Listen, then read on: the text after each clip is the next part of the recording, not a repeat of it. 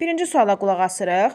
Həmişə modal fe'lərin testini işləyəndə to'nun olub olmamasına baxın. To'lu modal və to'suz modal fe'ləri ayırın. Baxıram nöqtədən sonra to yoxdur. Deməli, to'lusuzları seçməliyim. D variantını çıxıram çünki o-tun to'lusu. Ümumiyyətlə modal fe'lərin testində əsas onların yazılışları önəmlidir. Ona görə sırf yazılışlarına fikir verin. D variantını nəyə görə çıxıram? O-tun to'lusu yoxdur. Masın səhvi yoxdur, masda səhvi yoxdur, kənddə səhvi yoxdur, kudunda səhvi yoxdur. Baxın, A-nın, B-nin, Y-nin, C-nin hamısı qrammatik olaraqdan doğrudurmu yazılış olaraqdan? Doğrudur. Amma fikir verirsən, masın inkarda, kudun inkarda, kəndin inkarda bir dənə mas təsdiqdə. İndi sizcə hansı olar? Ay, 3 dənə inkar var. 4'ü də doğru cavabdır. Ay Firuzə, qulaq as. 4'ü də doğru cavabdır. Sadəcə 3'ü inkarda, biri təsdiq. Hansını götürərəm? Bir dənə fərqli olan. Çünki inkarı götürsəm, buna görə 3 variant götürürəm. 3 variant götürə bilərəm bir testdə. Xeyr, ona görə doğru cavabımız olur B variantı. Və yaxud da biraz fərqli sevməyəm. 4-cü suala baxın. Nöqtədən sonra yenə to yoxdur. Həmçinin nöqtədən sonra to olub olmasına fikir verin. To yoxdur. Won't able nə deməkdir? Will not deməkdir. Will not'un nə yoxdur? BC yoxdur. Çünki will'dan sonra həmişə nə gəlməlidir? Will not BC olmalıdır. Ona görə A variantını çıxdım, B yoxdur. D-ni də çıxdım, yenə BC yoxdur.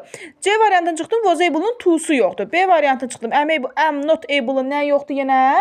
To'su yoxdur. Qalıb C-dən nə variantı? C variantı. Aydındır? Üçüncü suala bax, bu da biraz fərqli gəldi. Nöqtədən sonra to var həmi. Haven't deyə bir modal fe'l var. Yoxdur. Have to olur, amma haven't deyə bir modal fe'l yoxdur. Haven't, hasn't, hadn't yoxdur. Ona görə çıxdım D variantına.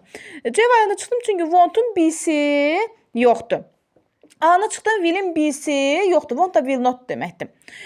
B variantı will be able to var. Yeni nəyə götürüm? Çünki should'dan sonra to gələ bilməz. Amma nöqtədən sonra burada nə var? To var. Ona görə çıxdım. Bəli.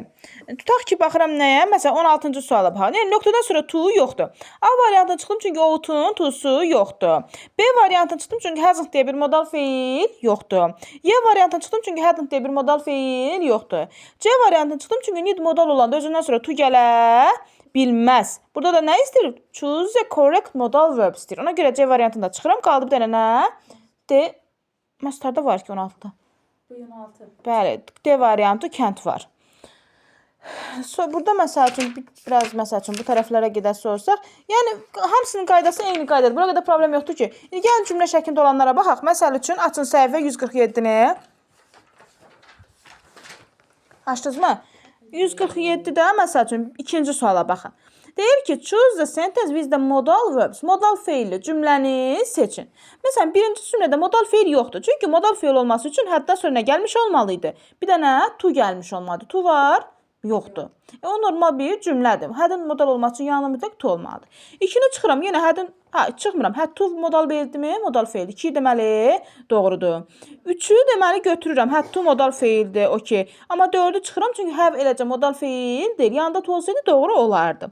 Məsələn, burada need-lə olan bir şey axtarım. Qoyun fərqli göstərim need-in qaydasını. Tutam ki, məsələn, 6-cı suala baxın.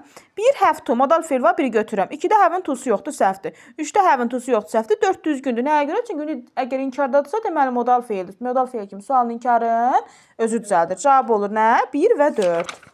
Və yaxud da biraz fərqlərə baxası olsam görüm nə var burada. Need-in elə bir şey çətin testi yoxdur. Məsəl üçün, need qaydasına üstünə durmaq istədim, amma elə bir çətin testi yoxdur burada. Bildiniz də modal fe'l olanda sualın inkarını özü düzəldir. Yəni testlərin izahı bu qədər. Evdə də qalanlarını